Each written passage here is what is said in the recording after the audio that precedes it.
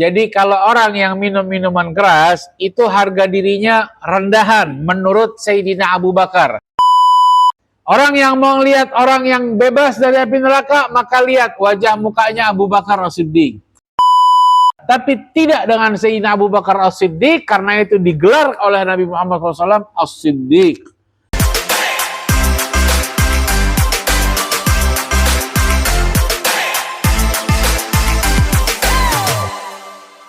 Sahabat yang sebelum adanya Islam tetap bersahabat. Sahabat yang di masa jahiliyahnya Sayyidina Abu Bakar juga tidak pernah minum minuman keras, tidak pernah juga menyembah berhala. Begitu juga dengan Sayyidina Utsman ibnu Affan yang tidak pernah minum minuman keras. Dalam riwayat yang jayyid, ada riwayat yang jayyid, sanadnya pun labas, ulama menyampaikan boleh sanadnya. Sayyidina Abu Bakar ditanya, Abu Bakar, apakah kamu di masa jahiliyah dulu suka dengan minum-minuman keras, khamar maksudnya? Kata Sayyidina Abu Bakar, minuman keras itu menghilangkan jati diri, dan minuman keras itu menurunkan harga diri. Jadi kalau orang yang minum minuman keras, itu harga dirinya rendahan menurut Sayyidina Abu Bakar. Jati dirinya, wibawanya nggak ada lagi bagi orang yang minum. Kenapa? Dalam penjelasan beliau menyampaikan, orang yang minum itu hilang akal sehatnya.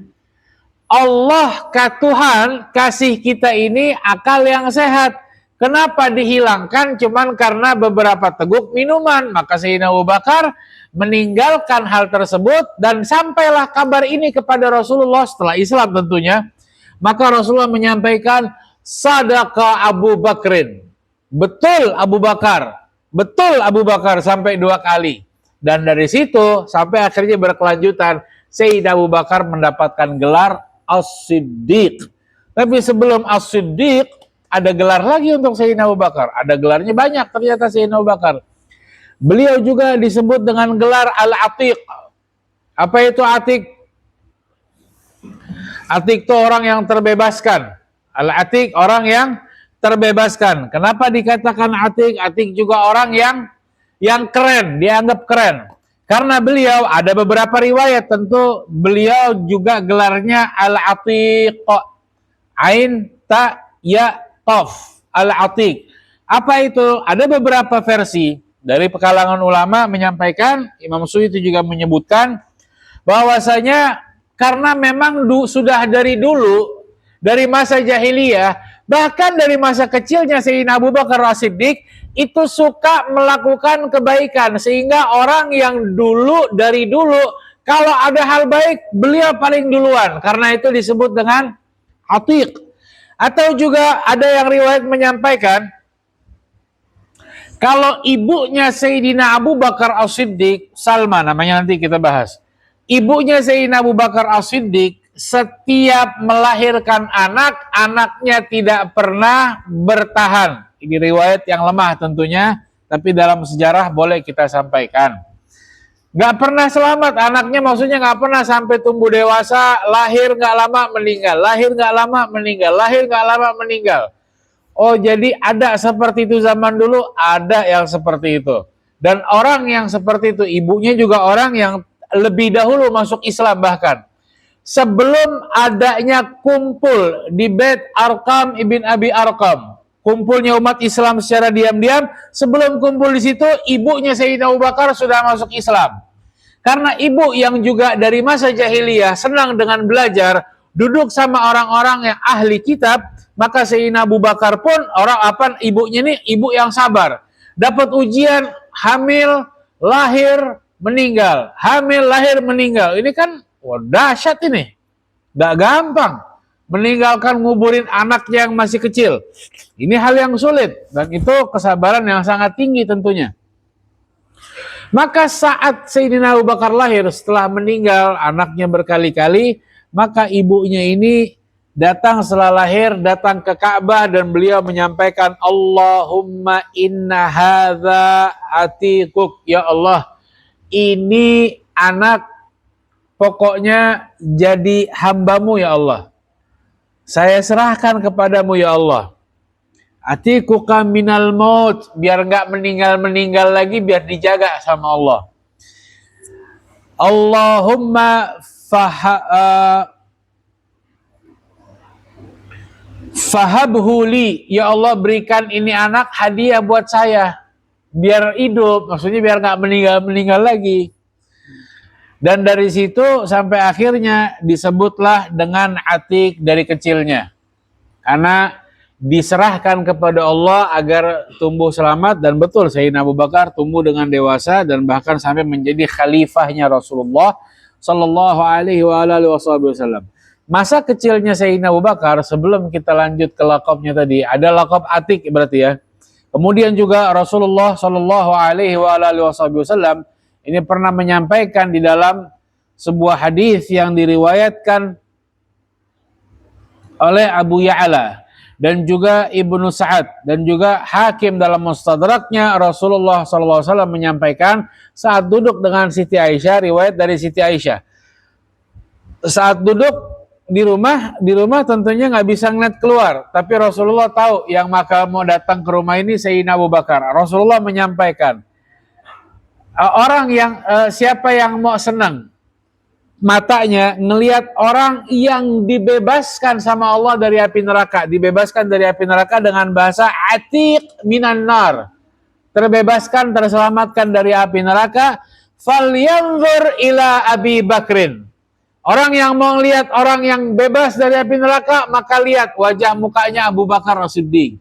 Dari situ semua cerita tentang nama alasan Atik, dari cerita masa kecilnya yang baik, cerita ibunya yang wafat terus anaknya selain Abu Bakar, cerita yang panjang banyak tentang kenapa diberi gelar Atik, semuanya hilang dengan, bukan hilang, semuanya dikuatkan dengan ucapannya Rasulullah, Atik minan nar, orang yang dibebaskan dari api neraka. Karena itu Sayyidina Abu Bakar senang dan lebih bangga, lebih bahagia kalau dipanggil Al-Atiq.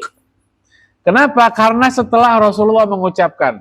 Jadi gelar yang banyak itu nggak membuat bangga Sayyidina Abu Bakar. Tapi saat dipanggil oleh Nabi Muhammad SAW, itu yang membuat bangga Sayyidina Abu Bakar. Tapi bangganya nggak bikin pukul-pukul dada. Bangganya bangga karena disebut namanya oleh Rasulullah SAW. Tayyib. Sebelum kita lanjut, ada lagi gelar yang kedua yang ma'ruf, yang dikenal, yaitu As-Siddiq. Orang yang betul-betul paling mempercayai apa yang datangnya dari Rasulullah Sallallahu Alaihi Wasallam. Kenapa dipanggil As-Siddiq? Saya singkat saja. Karena banyak mempercayai Rasulullah SAW, yang paling mempercayai Rasulullah, yang paling lebih dahulu mempercayai Rasulullah, disebut As-Siddiq. Tentunya gelar dari orang-orang sekitar. Kemudian saat kisah Isra Mi'raj yang sangat ma'ruf, yang sangat terkenal dari Siti Aisyah juga, bahwasanya Rasulullah SAW itu setelah Isra Mi'raj, semua orang mentertawakan kisah tersebut dan menganggap Nabi Muhammad sudah gila. Kabar tersebut disampaikan kepada Sayyidina Abu Bakar, punya tujuan biar Sayyidina Abu Bakar juga ikut mentertawakan cerita yang aneh. Tapi bukan malah Sayyidina Abu Bakar tertawa atau keluar dari agama Islam. Bahkan beliau menyampaikan kalau memang betul beliau menyampaikan kisah tersebut, maka saya telah percaya hal yang gaib, yang kita nggak tahu, saya percaya. Apalagi cerita yang memang beliau alami secara langsung, maka saya mempercayainya. Kabar tersebut sampai kepada Rasulullah dan itu fitnah. Kabar baik itu fitnah. Banyak orang Islam yang murtad karena kisah Isra dan Mi'raj. Tapi tidak dengan Sayyidina Abu Bakar As-Siddiq, karena itu digelar oleh Nabi Muhammad SAW As-Siddiq. Dalam riwayat yang lain, setelah Rasulullah SAW diriwayatkan oleh Imam At-Tabarani, beliau saat selesai dari peristiwa Isra Mi'raj, ini juga riwayat yang jayyid sanadnya.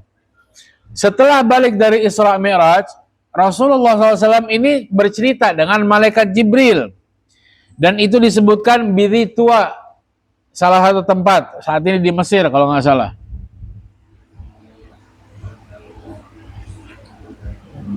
Apa namanya ayat Al-Quran fil wadil muqaddas Tuwa di Mesir kalau nggak salah satu. Kalau nggak salah antara Mesir.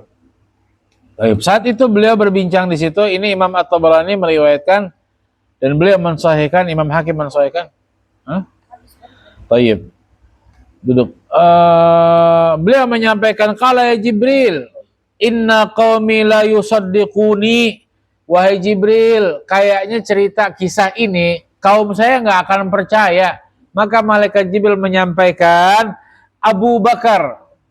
Kalau yusaddiquka Abu Bakar, yang akan percaya sama kamu Abu Bakar. Wahwa siddiq, kata malaikat Jibril, dan dia adalah as-siddiq, orang yang paling mempercayai Nabi Muhammad SAW. Dan riwayat yang sahih dari Imam Tabrani yang disahihkan banyak. Kalau riwayat yang tadi barusan agak sedikit dhaif. Riwayat yang sahih ketika Rasulullah SAW berada di Gunung Uhud. Gunung Uhud tahu? Di atas Gunung Uhud sempat gemetar atau goyang atau gempa bumi. Dan itu bukan karena gempa bumi, tapi ulama menyampaikan, Imam Suyuti menyampaikan, itu karena rindunya dan gemeternya Gunung Uhud sama Nabi Muhammad SAW. Oh, cerita ini kayaknya kalau diceritakan, masa ya gunung bisa gemeter, masa ya gunung bisa mengucapkan salam, gimana nggak ngucapin salam, gimana nggak gemeter di atasnya Nabi Muhammad SAW. Gimana coba ketika pelepah pohon kurma yang kering itu menangis saat dilepas dari pegangannya Nabi Muhammad SAW. Itu cerita semuanya kayak khayalan, tapi betul. Dan yang punya iman pasti mempercayai itu. Bahkan tentang pelepah kurma hadisnya mutawatir. Jadi bahkan Gunung Uhud pun gerak karena senang di atasnya Nabi Muhammad. Bagaimana nggak gemeter kalau Nabi Muhammad menyampaikan Sallallahu Alaihi Wasallam, Jabalun yuhibbuna wa nuhibbuh. Gunung yang mencintai kami dan kami pun cinta sama gunung. Ya salam. Nabi Muhammad SAW cinta dengan benda mati. Cinta dengan benda mati karena benda mati mengucapkan salam. Hanya saja kita tidak mendengar. Nabi Muhammad SAW bahkan mengingat ketika Fathul Makkah. Wallahi inni la'adhkuruhu kana hajaran yusallimu alayya. Saya mengingat batu-batuan dulu yang mengucapkan salam sama saya. Batu yang mengucapkan salam diingat sama Nabi Muhammad. Bagaimana keadaan umat manusia, makhluk yang terbaik saat mengucapkan salam. Kira-kira diingat nggak? Sallallahu alaihi Muhammad. Ini beruntung banget yang sering ngomong Assalamu alaikum Zainal Anbiya, Assalamu alaik Atqal Atqiya, Assalamu alaika ya Rasulullah. Salam-salam begitu. Jangan dianggap remeh. Batu ngucapin salam diingat, apalagi manusia yang mengucapkan salam. Sampai akhirnya ketika di Gunung Uhud, beliau menyampaikan, "Thbut ya Uhud, diam Uhud, diam. Fa innama 'alaika nabiyyun wa siddiqun wa syahidan." Wahai Gunung Uhud, diam, karena yang diri di atas kamu nabi, siddiq dan syahidan, dua orang yang wafat dalam keadaan syahid. Saat itu yang kumpul Nabi Muhammad SAW, Sayyidina Abu Bakar, Sayyidina Umar, dan Sayyidina Uthman. Nabi menyampaikan di atas kamu ada Nabi. Dan ada Siddiq, Sayyidina Abu Bakar. Wasyahidan, dan orang yang wafat dalam keadaan syahid. Masih hidup semuanya, tapi sudah diketahui oleh Nabi Muhammad SAW. Dari situ Sayyidina Umar tahu kalau wafatnya itu syahid. Sayyidina Uthman juga tahu kalau wafatnya syahid. Sampai Sayyidina Ali bin Abi Thalib ketika ditanya, wahai Ali bin Abi Thalib, dikatakan, ceritakan saya tentang Abu Bakar As-Siddiq. Maka tabi'in meriwayatkan saya sampai bingung. Berapa banyak orang yang berapa banyak, berapa kali Sayyidina Abu Bakar itu disebut namanya oleh Sayyidina Ali bin Abi Thalib dalam khutbahnya, dan bagaimana orang yang beliau menyampaikan dzaka imru'un sammahu Allahu Siddiq ala lisani Jibril wa ala lisani Muhammad kana khalifatu Rasulillah radhihi lidinina faradina lidinina. Sayyidina Ali menyampaikan, mau tanya sama tentang Sayyidina Abu Bakar, itu adalah orang yang Allah menamainya As-Siddiq melalui lisannya malaikat Jibril dan melalui lisannya Nabi Muhammad SAW. Artinya sampai sini cukup info, cukup jelas. Allah yang namain dia melalui malaikat Jibril, melalui Nabi Muhammad SAW, dan disebut dengan bahasa sahib, teman. Di dalam Al-Quran Allah yang menurunkannya. Butuh penjelasan lagi? Sehingga yang bertanya kepada Sayyidina Ali sampai nggak bisa ngitung berapa banyak Sayyidina Ali memuji Sayyidina Abu Bakar dalam khutbah Jumatnya. Allah. Kemudian ya ini tentang cerita Sayyidina Abu Bakar As-Siddiq, secara singkat gelar As-Siddiq tadi biar kita paham. Nah,